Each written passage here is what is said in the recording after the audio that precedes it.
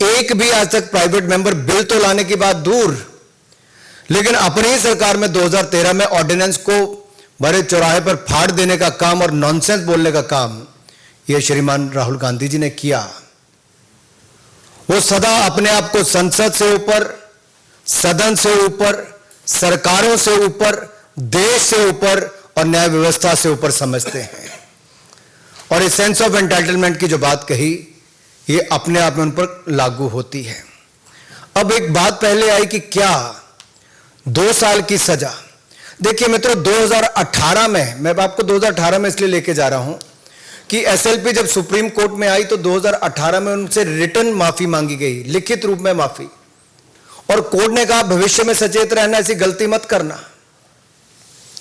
लेकिन 2019 में एक बार नहीं कई बार ऐसे झूठे आरोप तो लगाए ही। अभद्र भाषा का प्रयोग, अपमान करने का काम, अपशब्द बोलना, यह उनकी आदत सी बन गई थी।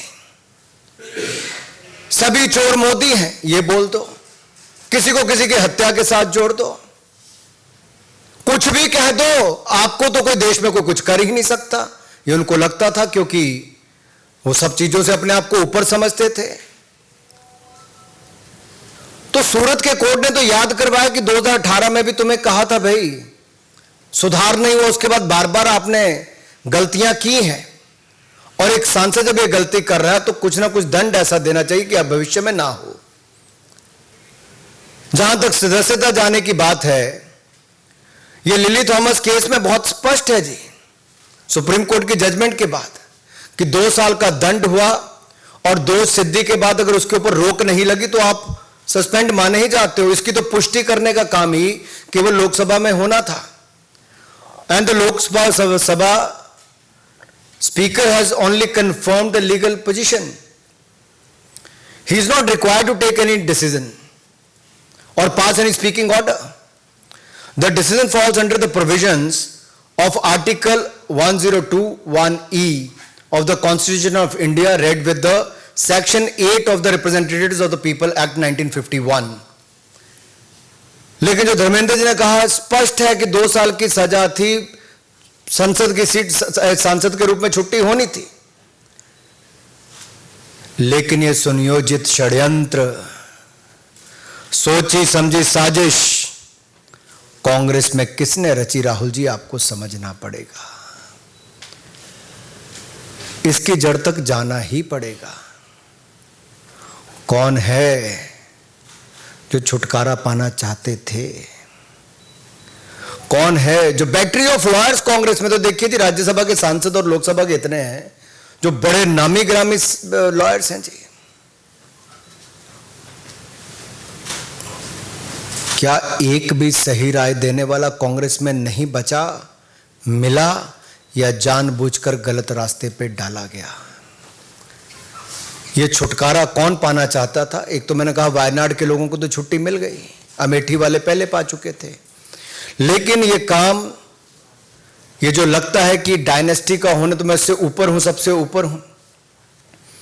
दूसरा मैं इस पे आपको ये कहना चाहता हूं, पार्लियामेंट में विनम्रता, धैर्यता, समग्रता, इन सबको देखा जाता है कि आपको एक सांसद के रूप में ये गुण आप में हो। ये भारतीय संस्कृति के संस्कार भी हैं। लेकिन आप पार्लियामेंट में कहते हो मैं बोलूंगा तो पार्लियामेंट चलेगी, नहीं तो पार्लियामेंट नहीं चल सकती जी। यानी कि आप पार्लियामेंट के कानून नियम से भी ऊपर हो गए।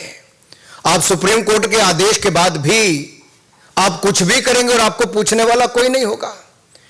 ये असंसदीय उनका आचरण पहले भी रहा है, और ये अहंकार जो लगातार दिखता रहा। और ये सत्ता में थे तब तो नशा था कि अपनी ही पार्टी का ऑर्डिनेंस फाड़कर फेंक दिया और अपनी पार्टी को अपनी औकात दिखा दी थी कि कांग्रेस पार्टी की सोच को ये कुछ नहीं मानते। आज उसी पार्टी के अंदर किसने खेल दिया, आज इनको पता नहीं चल पा रहा।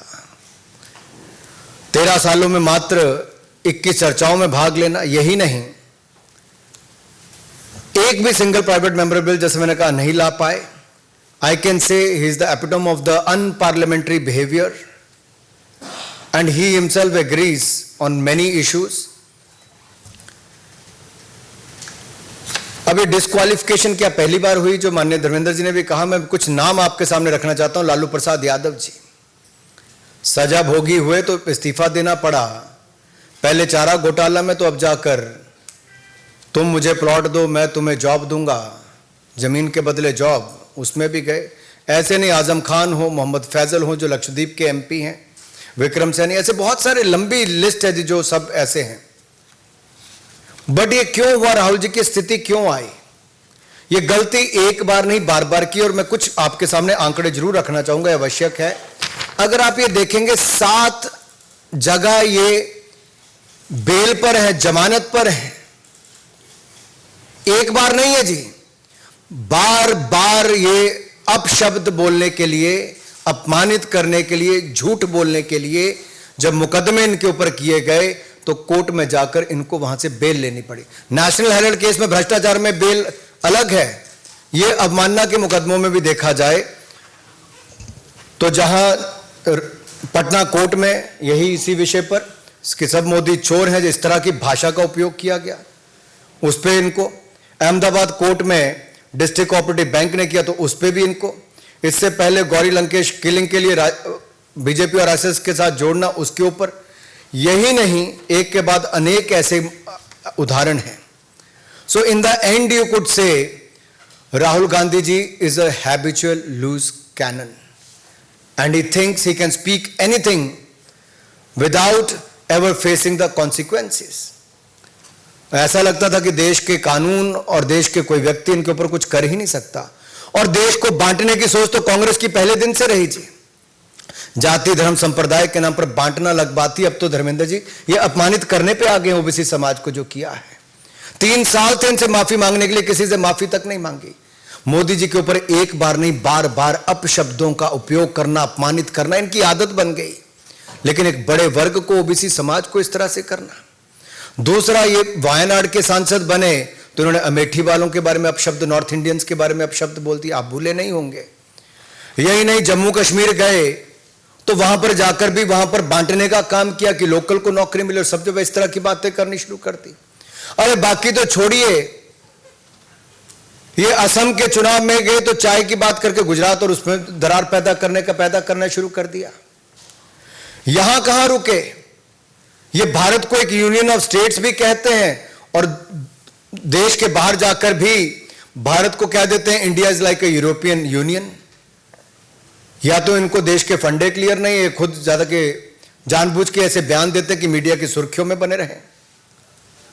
और ये लगातार कश्मीर के बारे में जो कहना, जो 370-35 से नेहरू जी की देन थी, जो इनके कारण बेड़ा गर्क वहां पे हुआ था, लोगों की जाने गई, उससे बचाने का काम मोदी जी की सरकार ने किया। ये विदेश में जाकर उसके बारे में भी गलत बोलते हैं। ये अरुणाचल प्रदेश को भारत का हिस्सा नहीं मानते, इसके ऊपर कोई जवाब देने के लिए तैयार नहीं।